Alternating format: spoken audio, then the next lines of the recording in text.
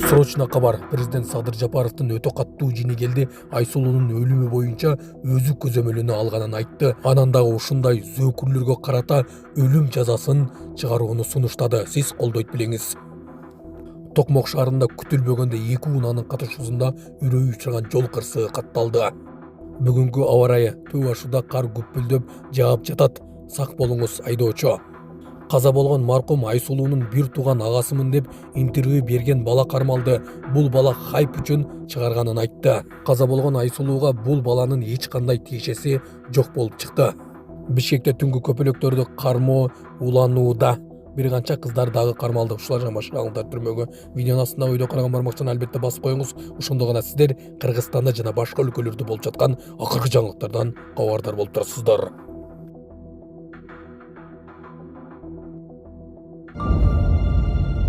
Ысык көлдө макачылык менен өлтүрүлгөн кыздын агасы болом деп маек берген жаран кармалды. Жашы 7 элек кызды издөө 3 күнөн кийин гана башталат деген милиция кызматкерине карата маалымат таратуу фактысы боюнча жүргүзүлүп жаткан кызматтык иликтөөнүн алкагында жалган маалыматка тиешеси бар жаран аныкталды.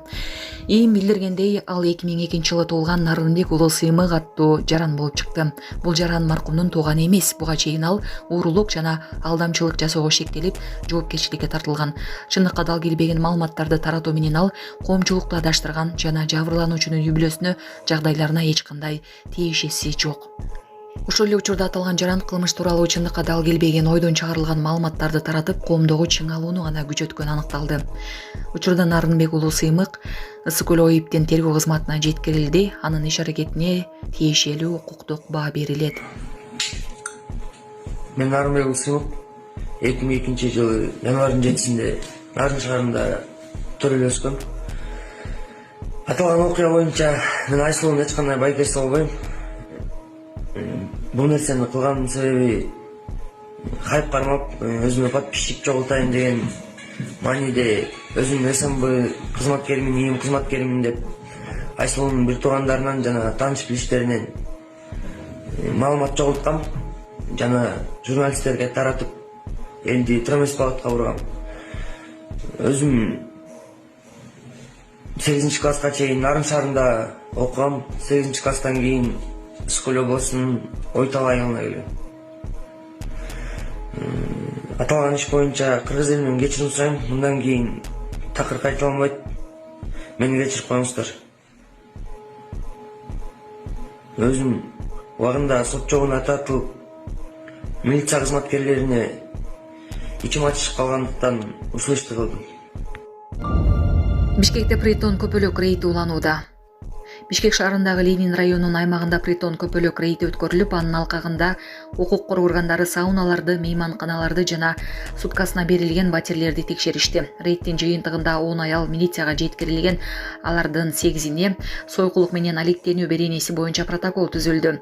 Бирине эскертүү берилди. Бирөө 3 суткага камалды. 6 ар бири 20 000 сомдон айыпка жыгылды. Милиция шаар тургундарын жана конокторун интимдик кызмат көрсөтүүгө тиешеси бар адамдар же бул максатта колдонулган жайлар тууралуу маалыматы болсо 102 кызматына кабарлоого чакырат. Сонун жаңылык. Сиз билген жана иченген Умбем клиникасы эми сизге дагы да болсо жакыныраак болду. Анткени бизде жаңы филиал ачылды. Андыктан келип, өзүңүздүн жана жакындарыңыздын ден соолугуна кам көрүшүңүздү сунуштайбыз. Биздин жогорку даражадагы дарыгерлер төмөндөгү адистиктер боюнча кабыл алат. Стоматология, гинекология, терапия, лор, хирургия, педиатрия, урология, УЗИ жана башка адистиктер. Лабораториялык анализдин 5000ден ашуун түрү алынат. Жогорку даражадагы стерилизациялоо. Биздин дарек ВДНХ метросу, Кондратюка көчөсү 2. Телефон номерибиз 8925 103 22 55. Кабыл алууга алдын ала жазылып келүүңүздөрдү суранабыз. Умбем клиникасы. Сиздин ден соолугуңуз, биздин камкордук. Эвакуаторлор автокырсыкка кабылган унааларды жүктөп алып Бишкектин көчөлөрүн аралады. Муну менен кайгылуу милициясы айдоочуларга руль башкарып баратканда кетирген каталарынын кесепетин көрсөттү. Индонезияда 65 адам мектеп урандасынын алдында калды. Чет элдик басылмалардын маалыматы боюнча окуя чыгыш Ява аралындагы мектеп-интернатында болгон. Анда эски имараттын пайдубалы 2 кабат болуп тургузулган бетон дубалын көтөрө албай урап түшкөн. Азыркы тапта жалпы 99 окуучу жаракат алып, алардын көпчүлүгүн Сөөктөрү сынган, айрымдарынын абалы оор экени белгиленди. Кытайдагы заводдо газга ууланган 5 киши каза болду. Кытайдын Хенан провинциясында жайгашкан Хэби шаарындагы химиялык заводдо газга уулануу катталып, 5 адамдын өмүрү кыйылды. Бул тууралуу чет элдик басылмалар жазышууда. Анда айтылгандай, Кырсык Шанчен районунда жайгашкан Хеген Chemical Industry компаниясынын аймагында таңкы саат 7:00 чамасында болгон. Алдын ала маалыматтарга ылайык, транзиттик цистернадан көкөрт кислотасы агып кетип, дренаж аркылуу дааратканадагы септикке жетип, химиялык реакциянын натыйжасында көкөрт суутек газы пайда болгон. Жыйынтыгында 5 кызматкер газга ууланып каза болсо, дагы 3-өө оор абалда ооруканага жеткирилген. Төө ашууда кар жаап жатат. Бүгүн 1-октябрга карата абанын температурасы төмөндөп, тоол аймактарда жана ашууларда кар жаап жатат.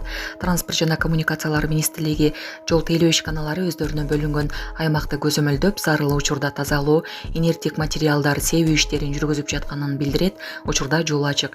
Министрлик тоол аймактар жана ашуулар аркылуу жол тарта турган айдоочуларды унаа дөңгөлөктөрүн кышкыга алмаштырып алууга, карама-каршы тилкеге чыкпай, жол эрежесин так сактоого чакырат.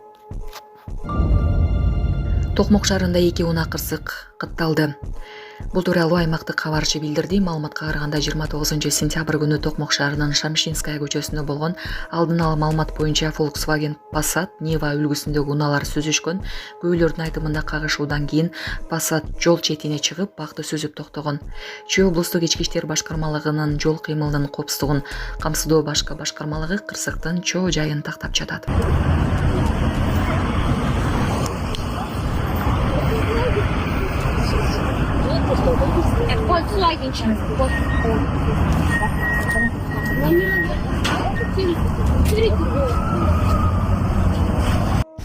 Ассаламу алейкум, урматтуу кыргыз элим. Биз ошо жол кырсыгына кабылып, авариядан кийин ошо балам оорукчан болуп калды. Балам жашы 4 жашта, баса албай, сүйлөй албай калган эле. Азыркы учурда кичине сүйлөп кыймылдап калды. Ушул акыркы операциясы сиздерден сураныч. Баламдын операциясына жардам алып кетиңиздер. Алланын ыраазычылыгы үчүн. Баланын бир жери ооруса, эненин жүрөгү ооруйт. 5 сом, 10 сом болсо дагы колуңуздардан келишинче жардамыңыздарды аябаңыздар. Ошол дагы азыр биз үчүн чоң жардам. Биздин ушул акыркы операция ушулда үмүтүбүз чоң. Балам басып кетет деген ойдомун. Балам башынан 3 жолу операция болгон.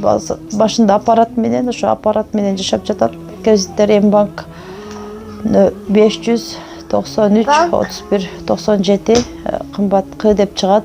О деньги баланс дагы бар ушул номерде. Россия өлкөсүнөн котором дегендерге Сбербанк 7807 Кундузай деп чыгат, өзүмдүн сиңдим. Акыркы операциябыз кайдыгер карабастан ошо кыргыз элин колдоп жардам бересиз деген үмүттөмүн. Президент өлүм жазасын киргизүүнү тапшырды. Мыкаачылык менен өлтүрүлгөн 17 жаштагы Айсулуу Мукашеванын ишин президент Садыр Жапаров жеке көзөмөлүнө алды. Президенттин басма сөз катчысы Аскат Алагөзов билдиргендей, өлкө башчы бул кабарды терең өкүнүч менен кабыл алган. Жапаров президенттик администрациянын укуктук камсыздоо башкармалыгынын жетекчиси Марат Укушевке балдарга, кыз-келиндерге карата жасалган кылмыштарга карата жоопкерчиликти күчөтүп, бул боюнча мыйзамдарга өзгөртүүлөрдү киргизүү боюнча иш алып баруу тапшырмасын берди. Бул жаш балдарды зордуктагандарды жана кыз-келиндерди зордуктап өлтүргөндөрдү өлүм жазасына тартуу нормасы экени айтылды. Президент айрыкча жаш балдарга жана кыз-келиндерге карата жасалган кылмыштар жазасыз калбашы керек деген позицияда деп жазылган маалыматта. 17 жаштагы Айсулуу Мукашева 27 сентябрда Каракол шаарына курбусун укуна кеткен бойдон дайынсыз жоголгон. Буга байланыштуу шектүү катары 41 жаштагы киши кармалган. Ички иштер министрлиги ал кызды зордуктап, мыкаачылык менен мунту өлтүргөнүн билдирген. Айсулуу Мукашеванын сөөгү 30 сентябрда жерге берилди. Маркумдун жакындары шектүүгө катуу жаза берүүнү талап кылып жатышат. Hayvanı çok kılsın. Hayvanı çok kılsın. Alıcanını kapap koymasın. Taşlara çok atsın. Aysun'un anne delirsin kanlarını